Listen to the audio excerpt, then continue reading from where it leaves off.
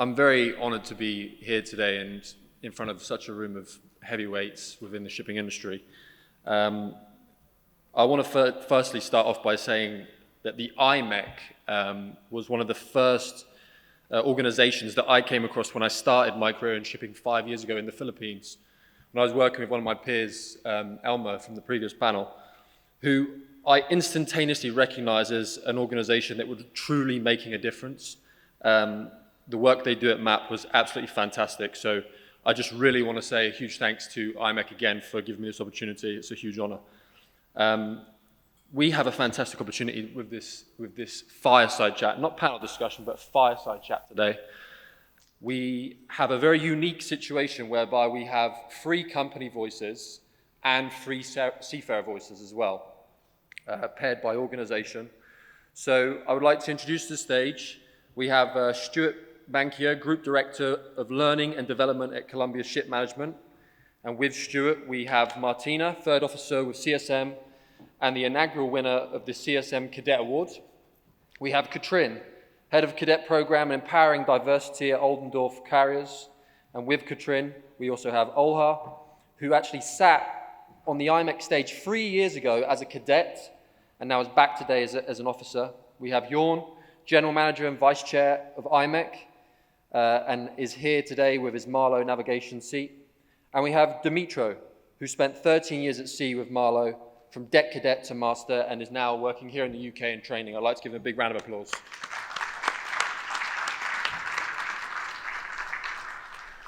So the way we've set out this fireside chat today is we're working through 3 pillars. The 3 pillars that I would like to explore is the concept that one thing that I'm very interested in was attracting the next generation. My background before shipping was in advertising. So this is something that I'm really interested in, how we can use media to attract the next generation.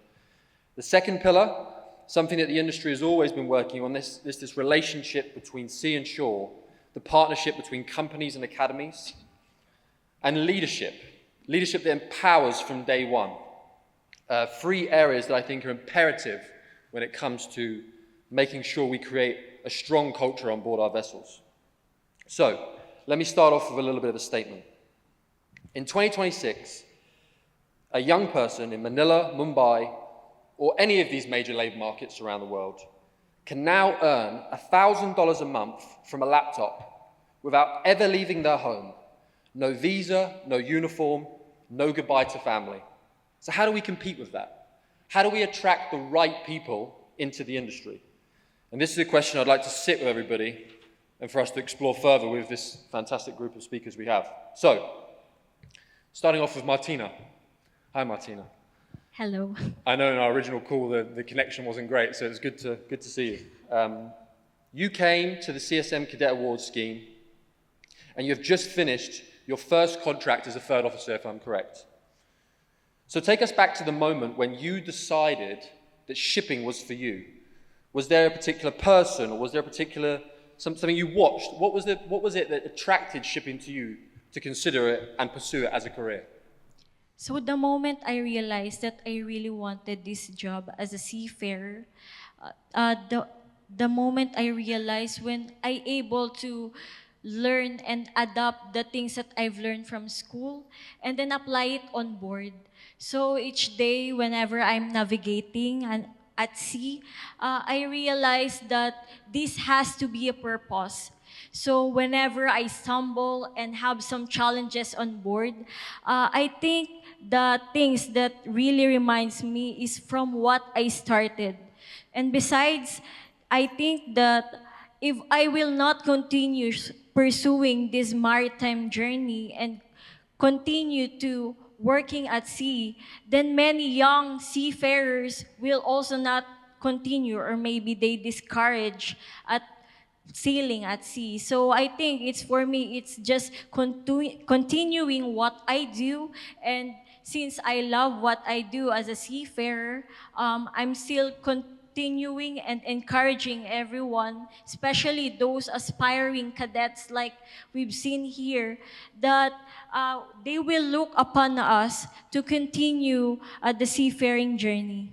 That's all. But prior to your seafaring career, what exactly was it that appealed to you about shipping? Why was this something that you considered? Actually, when I started working, I always think that the world cannot move without shipping. So it's not just about I'm traveling to different places or just paying for the salaries and paying it for my family, supporting it for my family. But instead, I see it that shipping is very important for the world. And also, we became part of the change because without shipping, we cannot become modern. We cannot adopt change. So for me, must be one of the contributors, especially as young seafarers like us. We slowly adapting the modern technology and the modern world right now. So we need to adapt to change, and I'm part of it, and I'm glad of it that I became part of contributing this one. Yeah, I think that pride is something that really carries a strong message. Something else that many seafarers have said to me is once you sort of get past that surface level reason of, okay, it's a great opportunity to make a better life for my family, it's a great opportunity to see the world. How many careers allows a 25-year-old to be responsible of an asset that's worth millions and millions of dollars? That's a very rare opportunity and very unique. Olha, nice to see you. 3 years ago, you sat on the IMEC stage as a cadet, and today you are back as an officer. So what's changed in between those two stages? And what would you say to, say, a 17-year-old in an academy classroom right now who's weighing up between getting a desk job or pursuing a life at sea? Good afternoon, everyone. I'm so glad to be here again because I'm having today a very big job. I have a big responsibility because I'm here to share not only my voice and my opinion, but also all the seafarers with whom I was working for 5 years since I started this job. So I'm feeling that I'm here to share all the opinions from all the seafarers. And if we are coming to your question, in these 3 years, for sure, I am getting already new responsibilities and facing a lot of new people with whom I need to deal. Before it was a different way because I needed to adapt for people who is above of me only and to understand like how to find the way and connect and search for the information. But now I'm the one who is providing the information for some people who are seeking for this. I'm the one who is taking responsibilities and taking decisions. So I feel that I'm becoming like more bigger part of the shipment and And what would your message be to a young person who is considering possibly a life at sea right now, instead of perhaps maintaining a job ashore?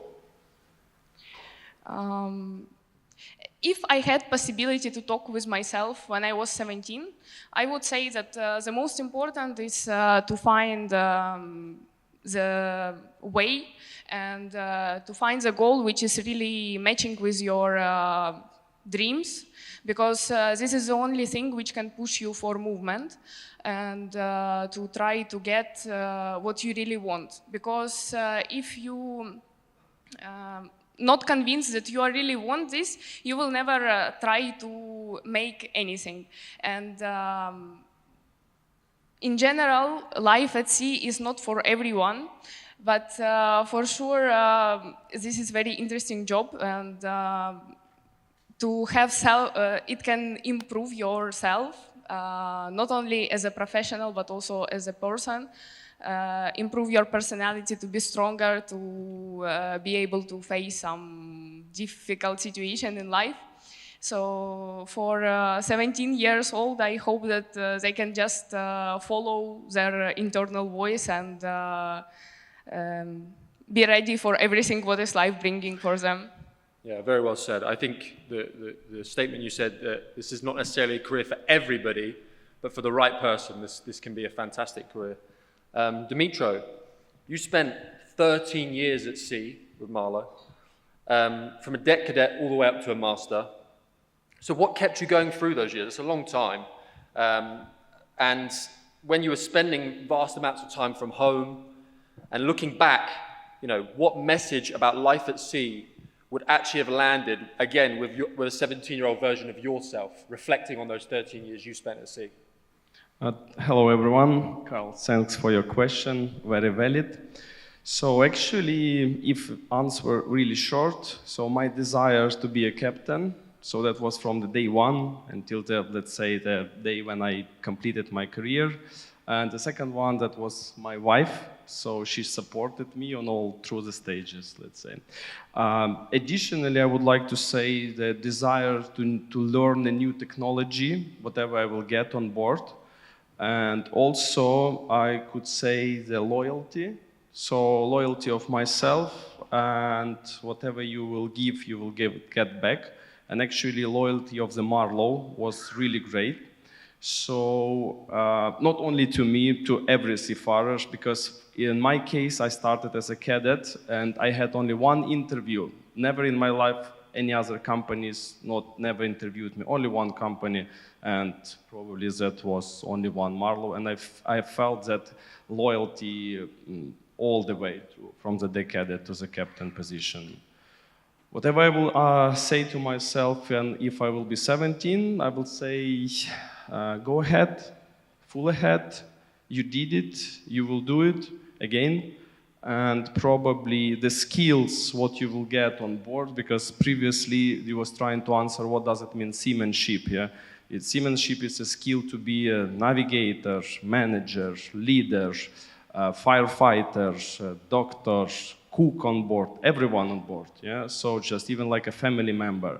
So that's why whatever that skill you will get on board, you can use it in your life as a long life skills for anyone, for raising the kids. I always apply it to my child, to my kids. So that's what I could say. Thank you. Yeah, I think some of the points you raised there, loyalty in particular, is something that's so important between a seafarer and a shipping company. And when we talk about recruitment and retention, this is the number one, or one of the number one assets that a shipping company can give to their seafarers.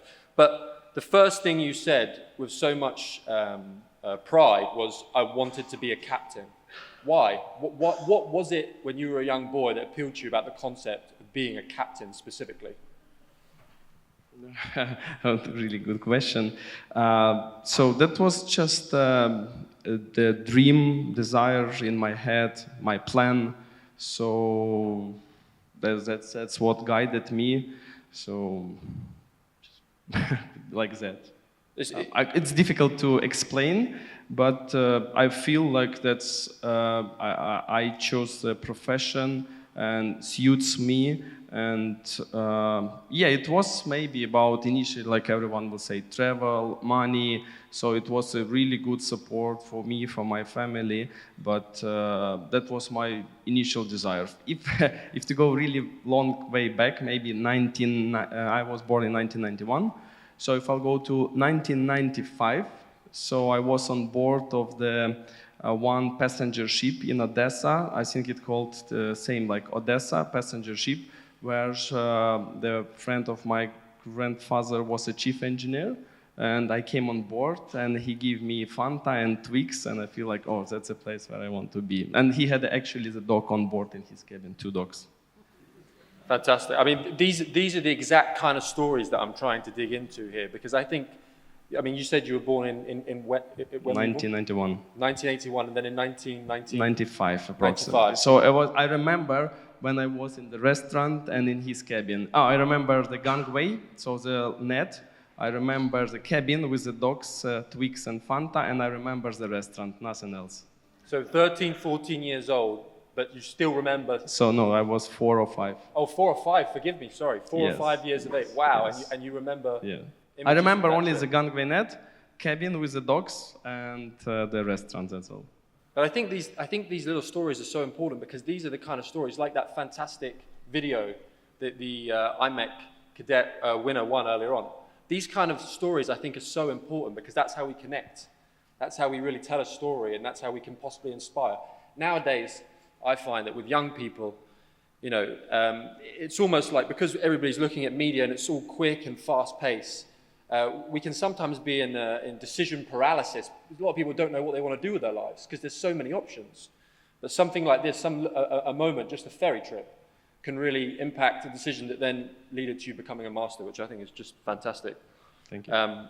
I'd like to then move on to pillar number 2, and now let's talk to the company figureheads. Jörn. Marlow has long elected cadets on potential rather than just finished competence. This is something that you and I spoke about. And they've invested heavily to build skills that seafarers actually need. So what does that investment look like in practice at Marlow? I concentrate on the 2 main programs that we have. I think they describe it rather well. We have on the one side Ukraine, where Dymtro comes from. He is a bit shy of putting himself in the spotlight. It's not only that he went to the master, he went on, and it shows that there is as well a life after the seafaring by becoming an instructor, working at Solent University. So there are opportunities within the shipping business that are far-reaching. But how we are doing in Ukraine, we partnered up in 2007, if I'm not mistaken, with Kherson's academy. And it is a very close partnership where we are able to feedback our experience with the graduates, with the students, with the cadets from the academy. And the academy is open-minded to address shortcomings, new technologies in their curriculum, so that we get actually an almost ready product with a graduation from the academy. Well, that does not work everywhere, as we all know. In the Philippines, it looks a bit different. IMEC is having, of course, the successful MAA program where they have the same as we have in Ukraine, a good influence on the academy, and with that as well an influence on the product that comes out of that. Works with MAA, with most of the other colleges that are more commercially driven, that does not work that well. So there we compensate what the college is not delivering by our own training program that takes 6 months in all, shore-based in 2 blocks.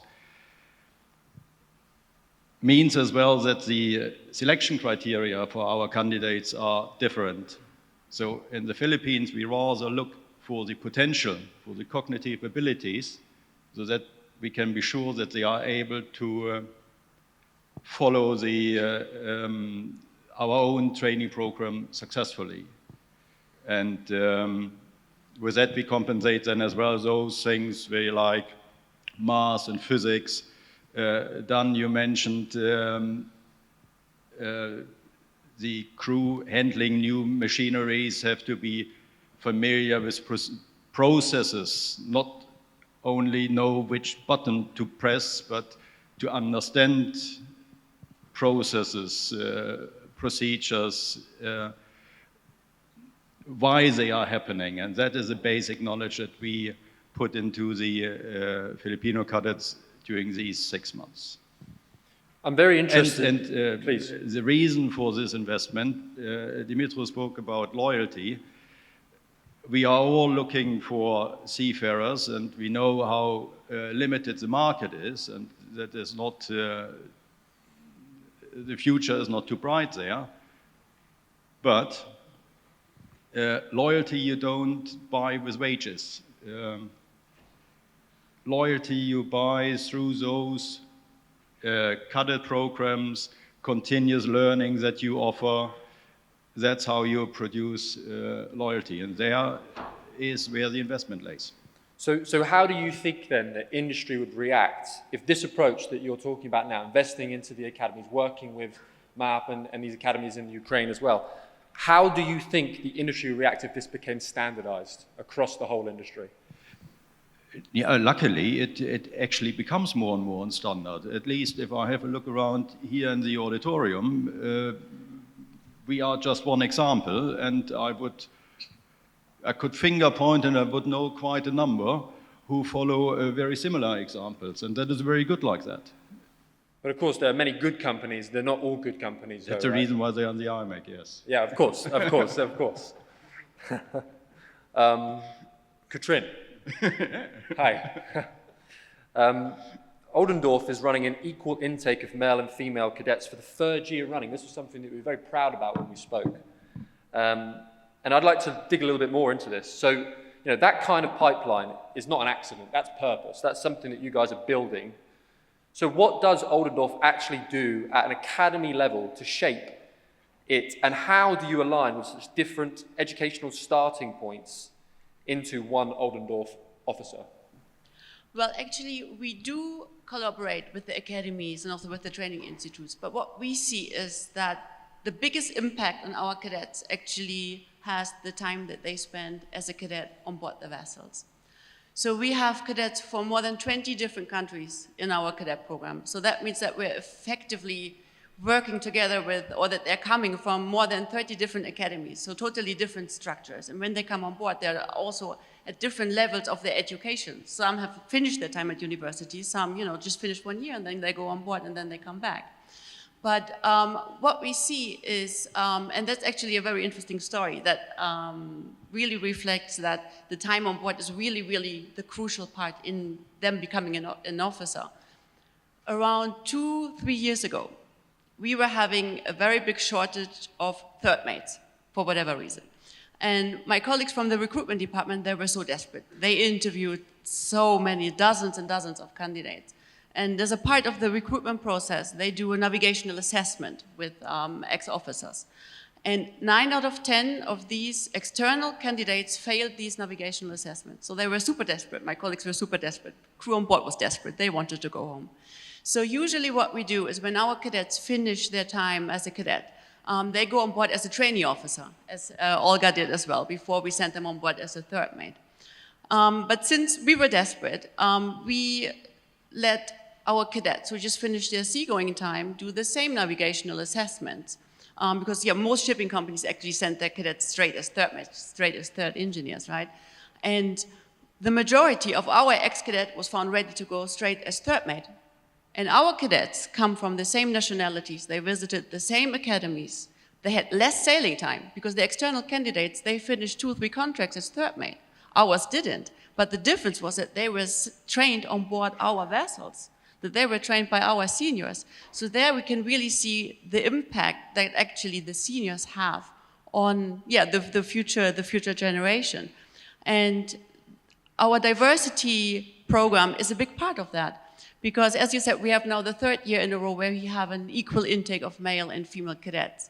And when the cadets now come on board our vessels, they actually join an environment where diversity is normal, is a part just of normality, no matter where you come from, what your background is. And with that, because they feel that they belong, it's natural for them to be on board. So they can really focus on developing, on training, on asking questions. So, long story short, what we try to achieve is not really standardizing the training in the academies, but standardizing the training opportunity or experience that our cadets have while they're on board, because that's what we believe is shaping an Oldendorff officer. And is there specific metrics that you track to determine what success looks like? With this equal intake of male and female cadets for the 3rd year running, has there been specific metrics that you've seen that have improved, for example, on board? Well, that's one thing, like we are in constantly exchange with our seafarers, so not only with the cadets. So we try to empower them and say, okay, if you have any questions, if you have any concerns, WhatsApp me as well, you know, if you come back like to the previous discussion. So we try to keep the distance as short as possible so we can, you know, tackle, you know, in case there is an issue, we can tackle it together as a team. And the same, we ask our seniors, you know, for exchange as well, to get their feedback, what their struggles might be. Because of course we get a lot of feedback. The cadets are different than they were 10 years ago, 20 years ago, when I was a cadet, you know, it's a different generation. So we just have to try to understand what everybody's struggles is so we can, you know, make it a success for everyone. So usually what I tell the captains is, you know, like when you want to have a good night's sleep, you know, like from 8 to 12, you got to train the cadet because next year this, you know, this might be your third mate. So like if we talk like about the metrics and how we actually like measure the success of our program is, first of all, of course, that we're just constantly asking for feedback from everybody involved. We use, for example, these navigational assessments as well, just to see, you know, like I always tell them, it's not a punishment, you know, like if one of these assessments is coming your way, we're just trying to understand where you stand, you know, like where can we maybe support you? Is there maybe like an additional training that we can, you know, offer you to make up for some shortcomings? Or do we have to be careful in choosing your next vessel's assignment? Maybe you will be, you know, going, benefit from going on a handy-sized vessel or going on a vessel that's equipped with a scrubber or, you know, like whatever the need is. So I think the key is just, yeah, being in constant exchange. Yeah, and I think these feedback loops are so important. It also reminds me of an experience I had when I was actually invited to go on board one of the vessels from my friend Shivas from Hafnia. He's in the room somewhere. He kindly invited me last year in Singapore to come on board one of his vessels. And we were doing a project for the IMO, and they allowed us to come on and do some filming, and there was 8 female seafarers on this vessel. And there was just a really nice feel, a cultural feeling, like a home. It was very welcoming. And those kind of things you can't necessarily track, but it's the way a well-run house operates, for example. It felt like a place you wanted to be. And I can definitely see the benefits, for sure, of introducing more women on board. Stewart, at BSM, you mentioned this program where you did a 12-week foundation course that gave cadets a direct communication line to the office. This was something that you emphasized around leadership. And the concept of this was, okay, we want to input this training into our cadets, but we don't want it to stop once they go on board. We want them to keep coming back to us and telling us what's happening. So you described it actually as a game changer. So what did those cadets start telling you, and what did that teach you and the industry about how academy preparation and company expectation should fit together? Okay, good afternoon, everyone. Thanks very much, firstly, to IMEC for the invitation to the panel. Thanks, Francesca, George, Rob, all the people here. So it's a great privilege to be on the panel. It's been a great conference so far today. So back to the question. Look, I think we are in the people business, of course, seafarers being the forefront, and we have to invest, we have to engage, and that simply means good communication. So turning to your point, and this was my previous company, not, and my colleagues are here today, but we did introduce a pre-sea foundation course, 12 weeks. And of course, that gives you the opportunity to engage with the young cadets at that time. And that meant that we could set the expectation. We could give them the familiarization early. We could make them understand what life is going to be like on board, what to expect, and what our expectations were. But that meant we could say to them that we are a high-quality company, we're professional, we want a professional training program. When you go on board our vessels, this is what you should expect from the onboard team. You should be trained, you should be mentored, you should be coached.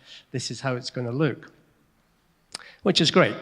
Of course, we need to aspire to that. But what we began to see with technology, with WhatsApp and the social media, and we told them, look, we are here. We started the course. Our training officers are here. Our coordinators are here. Contact us. Talk to us. Give us feedback. But what was interesting, basically, was that they were starting to tell us when the expectation that we gave them was not happening. You know, they started to say, look, you said I'd be trained. I'm on this ship and the chief mate's not giving me any training program. Can you help? Can you support me? What do I do? So we were starting to get lots of messages indicating where the gaps in the system were. But it was telling us also that they were very invested in their own career development. They were invested in making sure that they had the right training so that they could achieve their contracts, their appraisals, and ultimately the knowledge and skill to take the COCs. So that was I think it is a game changer. We need to give confidence to the young people, train them well, and they will respond. They will give us and be motivated and interested and tell us when things are going wrong, which is a huge part of our industry. I mean, we heard earlier today psychological safety, which is what we teach on our new leadership course in Colombia. But we need to seriously make sure that is absolute baseline for the way we do business, to encourage people to speak up, to have a two-way communication so that we understand what's going on, we can support and develop, nurture the careers, and hopefully have success. So that's pretty much what I would say. What about from the academy level, though? What can the shipping companies be doing in terms of working collaboratively with the academies to ensure that pipeline of good cadets keeps coming through? Okay, I think it's simply a case of investing early. There's a great opportunity for companies to get into the academies early, engage with the people, invest in them, build that relationship. People is about building relationships. So the earlier we do that, the better. And if you go into the academies earlier and work with the students, build the relationships, build the understanding of what we expect, what they expect, be able to monitor, to mentor as early as possible. You also smooth the transition between academic, theoretical, and the harsh reality of on board the vessel. So it makes a lot of sense to do that. We can give them a lot of simple company and basic concepts and expectations early, but we can also feed back when we see our cadets on board and when we see our operational issues that we face in our SIRE 2.0 and port state control inspections. We can say, well, these are the kind of operational things that we see that we can feed back into curriculum, syllabus, development, leadership, and we are starting this process in Colombia, and I hope to be able to start many early programs back further, so that we smooth and get a better track record, preparing them better, so that we had earlier that we need the cadets to go from cadet to third officer day one. That's the aspiration. We don't want delays because that's not helping the youngsters. They don't want a delay in their career. They want to get on with it. So we need to help them deliver that. So that's where I see a lot of good benefit in getting into the academies early. And I think that fits really nicely into the third pillar around leadership that empowers from day one. This is something that you really emphasized when we discussed before. You said that the culture on board starts with the 4 stripes. So if we accept that, what is the single most important behavior we should start building into our senior officers, and how do we do it in a way that genuinely changes practice rather than ticking a leadership box? Communication. It's quite simple. Unless we get that bit right, and communication's got a big topic. We can tackle it in many, many different ways, but communication achieves so much in terms of behaviors, transparency, culture, professionalism, safety. If we get that right, so we have to really encourage everyone to believe that the good, best practice communication is going to seriously support all of the strategies that we have. I mean, we've got a leadership course. We've got 5 elements. Communication is one of them. Decision making, effective management, self-awareness, another big topic. So these are really important areas. And to be honest, I don't see in the SCCW review leadership being high enough on the agenda. We talk about the bullying, harassment stuff, the PSSR, but I don't think leadership generally is high enough. That the top 4, the top 2, the captain, they're setting the tone, they're setting the agenda still because we have a hierarchical traditional structure. So it starts from there. If we can't get that bit right, then we're going to have some problems. So a lot of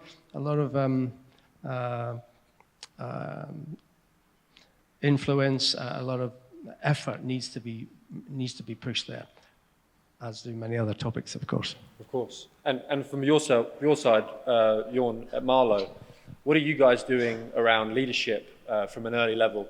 And specifically, different cultures, are you tweaking the way you input the concept of leadership? Because, for example, I've spent a lot of time in the Philippines. There's a culture sometimes in the Philippines to not necessarily talk up. How do you implement that culture from an early stage of leadership and empowerment? As you mentioned, the Philippines, there we do indeed have a course, cultural awareness, that tries to tackle exactly that issue. For those who've been already on the Philippines, diving when they go in between you or in front of you, that is something that is addressed there, that they stand straight and speak up for themselves. What I would like to add to Stewart, though, is yes, we do expect our management levels to set the tone on board. What we partly forget is the structure or the approach that comes from the office sets the tone in the company, and that includes the vessels. And to be very honest, if I sometimes come across some of the communication between superintendents and their masters, that is rather treating them like from a very superior level, then of course we don't have to be surprised when our masters apply the very same culture dealing with their crew on board. So sometimes I would wish that all the efforts that we put into training our management staff in how to be aware and respect culture and so on, if we would put similar efforts into our office staff, just as a side note. Yeah, I agree. Again, the work on creating a better relationship between ship and shore is something that I think the industry is constantly trying to crack. To yourself, Katrin, I'm interested in figuring out, because you spoke so much about the work you're doing with cadets, can a cadet be a leader? Do you have to be a master, an officer to become a leader, or can somebody from the very offset become a leader? And how do you endorse that? Absolutely. I believe that everybody in their field of responsibility can become a leader in that field on board. And I think it becomes both ways, right? Because when you empower people, that doesn't mean that you, lower the standards. Like if you're now maybe talking about a junior officer or a cadet, it just means that we have an environment on board the vessel where everybody feels safe to speak up, to ask questions, maybe to challenge the principles as well. So what we tell, for example, our seniors, and you can put my name in the hat for like the quote of the day, although I do not remember like where it's from because I just saw it on LinkedIn, but I use it every time I speak to our seniors because there's this quote, be the senior you wish when you were a junior. And I think that's very, very powerful, especially sometimes when we're talking to, let's say, seniors from the older generation who are just like really firm on, when I was a cadet, like it was such a tough time. I was only cleaning the cargo hold for 50 hours a day. Why should I do it differently, right? So I think that's a very good point, like to tackle that. because we really want to have this environment on board where everybody can be a leader, where everybody can be a mentor, because we all have different qualities. You know, I might be good at something and Olga is maybe, you know, good at something else. So, you know, why should not she, you know, be a mentor to me in one regard, and vice versa. So I believe that you just really have to empower the people and have an environment, where everybody feels confident to speak up. Yeah, I think it's important now that we bring it back to the seafarers who are sailing at the moment. So, Olha, I'll bring it back to yourself. When you come on board for the first day, what does empowerment look like to you? On day one of the contract, what does the company or a senior officer do or fail to do that tells you they are serious about your career rather than simply filling a berth? If we are talking about the beginning of my career is not started from the vessel or from the meeting with company. As I'm not independent seafarer, I'm working through maining agency. For me, I see that first stage is the approach from maining agency, and in my case, it was very difficult actually, because on the time when I was searching 5 years ago, it was very difficult to find the job, especially I was 18 years old. I was on 2nd grade of university and female. So all the agencies in Ukraine was always answering me in same way, either like you need to have license or are you calling to search for a job for your son, like whatever. We are not working with women.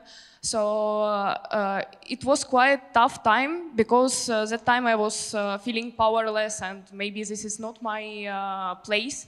So in that moment I found my maining agency, which actually I didn't hear about, and I didn't hear about my company. So this was my first place where I get to feel that really I'm matters, because once I approach them, they told me that they actually already fulfill all the places for this year, but they give me power, like they give me opportunity to try to pass the interview and to show my knowledge. So why I'm telling all this story? Because in my opinion, for empowering the new people, new generation, for shipping company, it can be really important to give big site for and choose wisely for the maining agencies which representing their companies, because they are the first phase which new seafarers will see, and the approach which they will feel from maining agency will reflect the feeling inside the seafarer if they will really want to join this company. So in my opinion, all the shipping companies really should take care about the maining agencies with whom they are working, and to show exactly which values they want to see from seafarer, and to make it clear for maining agencies. If we are talking about the vessel itself, for sure, the biggest part, this is your senior officers, because in some moments they can really bring you very high, sometimes they will put you down. So I had experience for both. And for last 3 years, I'm working on transloader vessel, and we are rotating all the time. I'm always working with same crew. So I had the opportunity when I was junior officer to join with chief mate, with whom I was later working as a captain.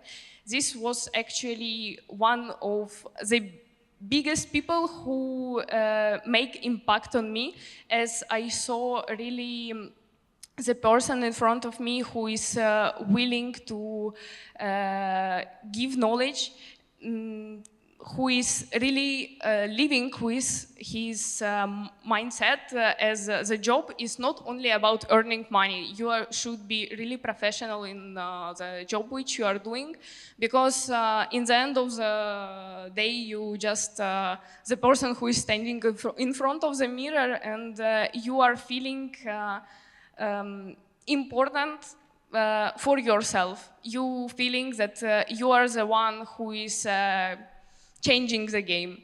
So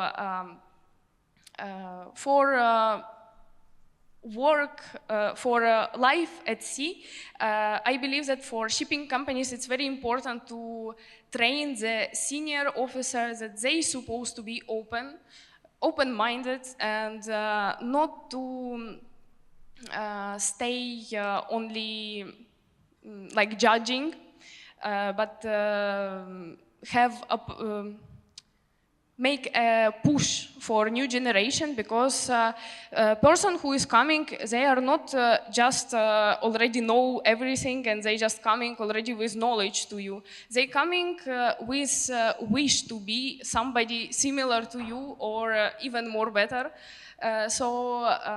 For sure, new generation, new seafarers, for sure they will make mistakes. So senior officers not supposed to be very judgeable, and not supposed to say like, okay, you are like hopeless case, or you cannot do this. That's why, in my opinion, we should really take a huge part for training of the senior officers, for the way of communication and way of teaching of the new people on board. So creating an open-minded space on board where people can express themselves, but also lead by leadership skills, and creating a harmonious space on board, but not just on board, but from the manning agency level as well, which you also mentioned. Martina, moving to yourself, what does leadership look like on board for you? What is it that you look for when you go on board for the first day of your contract that leads to you feeling empowered? For me, being empowered is to share your experience with others. So each of everyone has their own experience. And the experience that I've heard from my crewmates, especially my officers, helps me to continue this seafaring journey. I'm glad that I was supported by the great mentors that helped me in my career, especially my senior officers, because there's the one who guided me during my cadetship journey. And I remember when I was a cadet, I have two captains also in my third officer. They are very young captains that became mandated.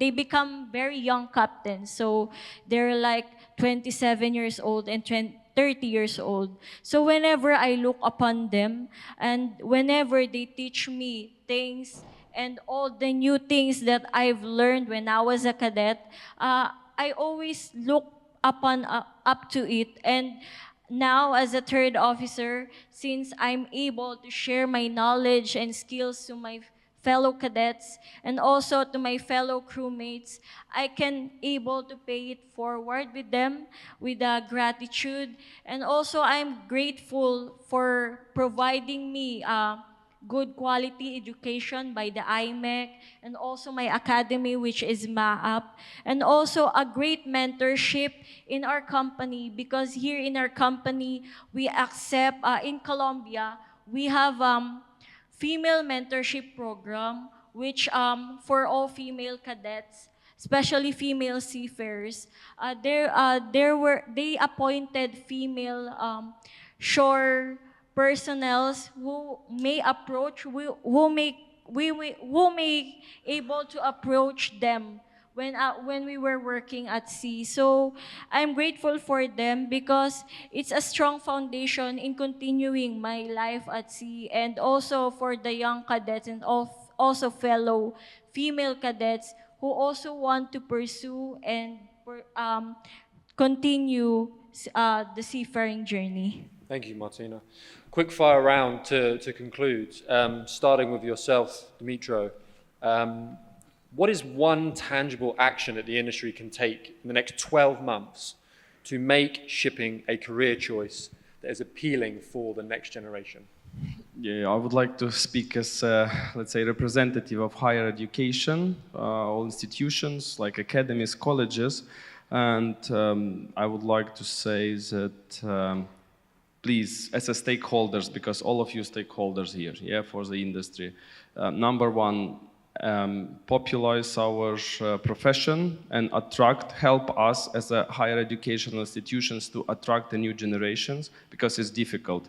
The stakeholders, they want to have the competent captain, chief mate, third officer, but not every stakeholder would like to deal with the cadet. So please help on the stage one, help to attract the new guys. And number two, sorry for two. So number two would be every higher educational institution is ready to cooperate with you to build the required workforce for you. So what I mean, let's say we have STCW, yes we do. We have an IMO model course, yes we do. We have all kind of the standards, yes we have. But that's just the basics standards or minimum standards. So just we're always ready to add a new competence. We're always ready to add a new learning outcome to syllabus, curriculum, whatever. So but if you will approach to any, let's say a higher educational institution, academic college would be great. So support them and support the unions who is working close with academies to attract the seafarers, and number two, to give you the competent, let's say, officer. Thank you. Jörn, what about from your side? What do you think the industry can do in the next 12 months to attract the next generation? I'm afraid there's no solution that will work and be effective within the next 12 months. But of course, that should not keep us from starting off somewhere. And I think some of the initiatives have already been discussed here and today to make us more visible as a profession, and what we as an industry deliver to the wider world.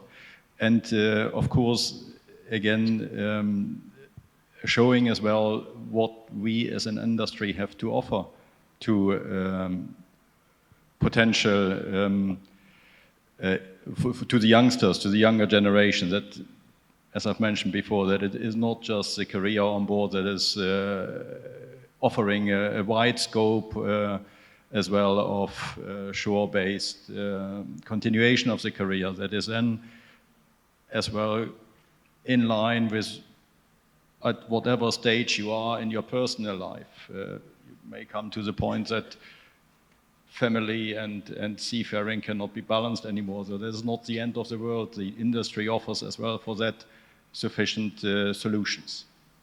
Well said. And for yourself, Olha, you mentioned earlier on when you spoke about leaders on board, you said about them being open-minded. What do you think about social media on board? Do you think social media on board could be used as a tool to attract the next generation? Yes, actually, this was one of the points which I wanted to bring. Like in general, if we are talking about attracting the people, new generation, let's say, which is scrolling, which is staying in the internet, for me, I think that social media can be used a little bit in different way from the way which we already start to use it, because one point is the shipping companies already start to be more in internet and Instagram and Facebook, start to show inside how they're from inside what is happening in the company. But still, as a seafarer, we are very restricted by social media policy. And I believe that it can be to be used as a point that seafarers can be as an ambassador of the company, because when people on board can share real life, what is good, what is bad, it can already put inside the new people that you will be prepared for something which is for sure will happen to you even if it's bad, or you can be stimulated to see something better in something good, which good experience which you want to see. And for sure there are some parts which is not allowing you direct to allow to be posted for everything to be posted on social media, but some point of this that people, for example, from same country, they will believe more for some influencers from the sea, other than some advertisement or like very nice professional video from the company. So this is the point which new generation will believe in true life, which they will see in social media. And there is a few points more for me which can attract new generation, because now focus a little bit shifted from before. It was more important, like everybody wanted to be successful and just they can put a life to be successful. But for now, as everybody start to be like searching for themselves and trying to be in the moment, so new generation is trying like to live the life exactly today. They are not thinking about future that much as it was before, because of everything what is happening around, especially for me as a Ukrainian, the subject of the war, it's always bringing you to the reality, and you always start to feel that you have only today, and this is everything what you have. So for new generation, I believe it can be better if we can consider flexible contracts. I'm talking about periods, like to make it a little bit shorter, because it can really be abstraction of choosing this profession. Because if, for example, for me now, if I was 17 years old and if as you said, that I can earn money sitting at home and not going anywhere, I would rather choose to stay at home than to go for 6 months on board, where I will be feeling fully isolated. So I believe like 3 months contract, or it depends, like it's just supposed to be flexible, and you need to share this idea to the people that you are not restricting them in this point, because today is everything what we have. And one more thing that which is making me a little bit anxious, because I like to be a little bit more visible on the vessel, and I like to bring new ideas usually. And if we are talking about salary, each officer in rank, they have same salary, whatever they do. So you never have motivation to be extra. Like you have self-motivation, of course, but you don't have something specific which can push you to try to be better, to bring something new to the life, which can have impact on company or on full industry. So this is the moment which I want to propose, like to make some specific like bonus system or system of